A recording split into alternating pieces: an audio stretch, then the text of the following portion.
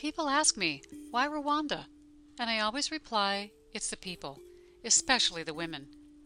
While the countryside is beautiful, the land of 1,000 hills, it's these strong women that keep me going back.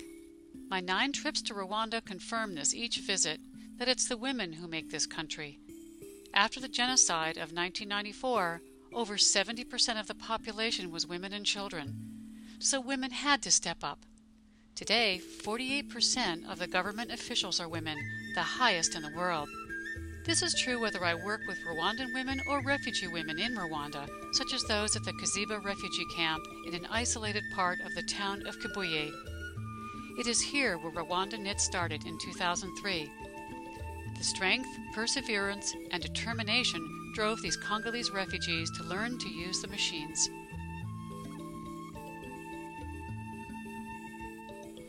My next visit to Kiziba proved this to me, as evidenced by the sweaters lining the walls of the Women's Center.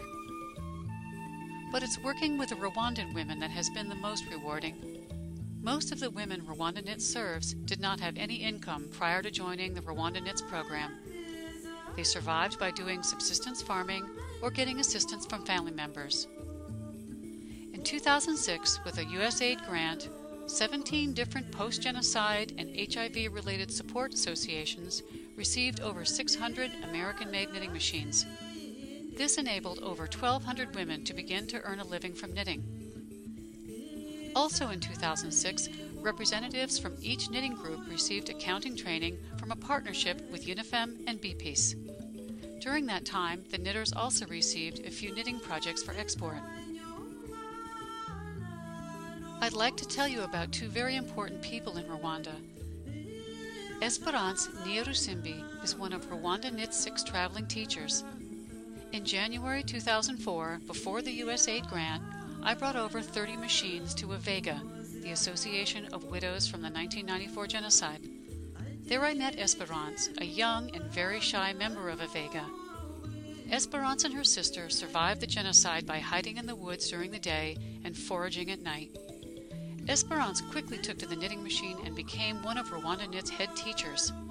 Today, Esperance and the other teachers have formed the Urumuri Knitting Cooperative, and she has become one of the leaders of Rwanda Knits, focusing on developing new products, learning new techniques, and working on ways to improve the knitters' marketing efforts.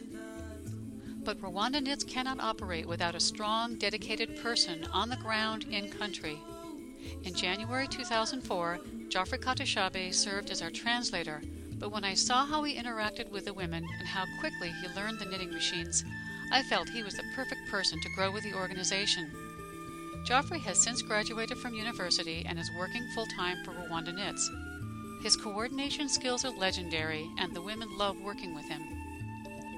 Now I'd like to introduce you to 2 of Rwanda Knits cooperatives, Hosiana and the Nyagatare women. Testimony as to how Rwanda Knits has helped the knitters came during a meeting I had with the knitters in January 2008.